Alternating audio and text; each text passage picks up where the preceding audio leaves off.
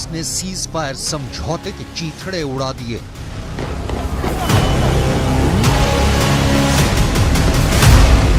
Israel के घर में घुसकर हमास ने दोबारा 7 अक्टूबर जैसा हाहाकार मचा दिया।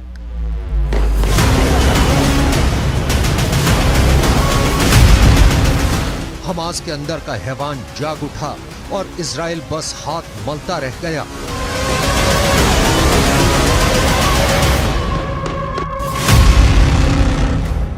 उसकी पुलिस, सेना, सरकार, सुरक्षा एजेंसियां, खुफिया एजेंसियां, कोई कुछ भी नहीं कर पाया।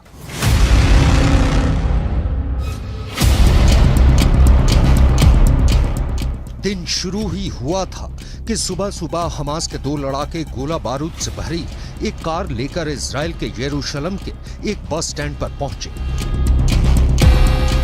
वहां लोग बस के इंतजार में खड़े थे। तभी हमास के दोनों लड़ाके कार से उतरे और पिस्तौल और असॉल्ट राइफल से अंधाधुंध फायरिंग शुरू कर दी।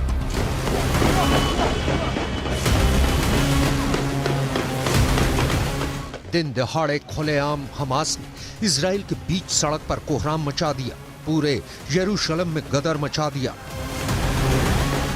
जो सामने दिखा, हमास के लड़ाकों ने उसे गोलियों से छलनी कर दिया। क्या बुजुर्ग, क्या जवान, हमास के लड़ाकों ने सामने खड़े हर इजरायली को बेरहमी से अपना निशाना बनाया। हमास के महज 2 हमलावरों ने इजराइल में चीख पुकार मचा दी। हमास ने यह हमला यरूशलेम में किया, उस यरूशलेम में जिसमें इजराइल की जान बसती है, जिसे इजराइल अपनी राजधानी बताता है, जिसके लिए इजराइल मरने मारने के लिए तैयार रहता है। उस यरूशलेम शहर की ठीक एंट्री पर घुसकर हमास ने कत्लेआम मचा दिया।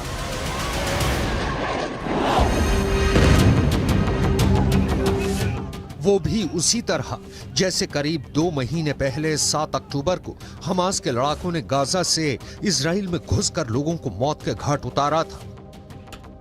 तब हमास के करीब 3000 लड़ाके इजराइल में घुसे थे, जिन्होंने इजराइल में लगभग 1200 लोगों की जान ले ली थी।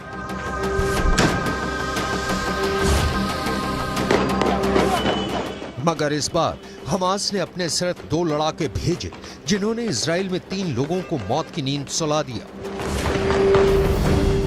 यानी इजराइल के लोगों की जान लेने के लिहाज से हमास का यह हमला 7 अक्टूबर वाले हमले से भी ज्यादा घातक साबित हुआ, क्योंकि आंकड़े कहते हैं कि 7 अक्टूबर को तो हमास के हर 5वें लड़ाके ने इजराइल में 2 लोगों की हत्या की थी, मगर यरूशलेम के हमले में हमास के सिर्फ 2 लड़ाकों ने ही इजराइल के 3 लोगों को मार डाला।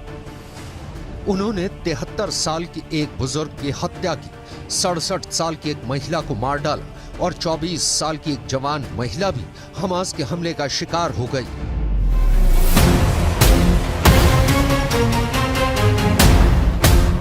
हमास ने गाजा की सुरंगों से निकलकर इजराइल की सड़कों पर खूनी कोहराम मचाना शुरू कर दिया है और इजराइल के प्रधानमंत्री बेन्यामिन नेतन्याहू इस हमले से पहले हमास पर हमला करने के लिए बड़ी बड़ी तैयारियां करने के दावे कर रहे थे। वो इजराइल के लोगों को कह रहे थे कि बस एक बार हमास के चंगुल से सभी बंधक निकल जाएं, फिर इजराइल हमास पर वो बिजली गिराएगा कि किसी को हमास के वजूद के सबूत ही नहीं मिलेंगे। माना जा रहा है कि सीज फायर खत्म होने के बाद इजराइल का प्लान दक्षिणी गाजा में घुसने का है। उत्तरी गाजा में इजराइल तबाही मचा ही चुका है, इसलिए कहा जा रहा है कि अब इजराइल दक्षिणी गाजा के खान यूनिस जैसे बड़े शहर को टारगेट करेगा, क्योंकि हमास के बड़े बड़े कमांडर इजराइल के हमलों से बचने के लिए दक्षिणी गाजा में ही पनाह लिए बैठे हैं और याहिया सिनवार जैसे हमास के बड़े नेता के भी वहीं होने की आशंका है। लेकिन इजराइल की ये सारी तैयारियां धरी की धरी रह गई और इजराइल के हमले से पहले हमास ने ही यरूशलेम पर अटैक कर दिया। हालांकि हमास के दोनों लड़ाके तभी इजराइल के हाथों मारे गए, मगर उन्होंने इजराइल के 3 नागरिकों का दम निकालने के बाद ही अपना दम तोड़ा। 7 अक्टूबर का हमला इजराइल पर अब तक का सबसे बड़ा आतंकी हमला है, जिसने इजराइल को बुरी तरह झकझोर कर रख दिया। जिस इजराइल की ताकतवर सेना और जबरदस्त खुफिया तंत्र की पूरी दुनिया दाद देती है, उसे हमास के प्लान की भनक तक नहीं लगी। तभी से इजराइल की सुरक्षा व्यवस्था और उसके इंटेलिजेंस पर सवाल उठ रहे हैं। मगर उस हमले के बाद से तो इजराइल की पुलिस और सेना हाई अलर्ट पर है। इसके बावजूद हमास ने दोबारा इजराइल की सुरक्षा को भेद डाला और इजराइल इस बार भी बस देखता रह गया। इजराइल गाजा में बनी सुरंगों में हमास के लड़ाकों को ढूंढ रहा है और खून के प्यासे हमास के लड़ाके प्रेत की तरह इजराइल की सड़कों पर घूम रहे हैं। जो हमास अब तक इजराइल से बचने के लिए गाजा में जमीन के अंदर सुरंगें बनाकर अपना अड्डा चला रहा था, उस हमास ने अब इजराइल की सड़कों पर सर उठाकर हमले शुरू कर दिए हैं और इजराइल बेबस है।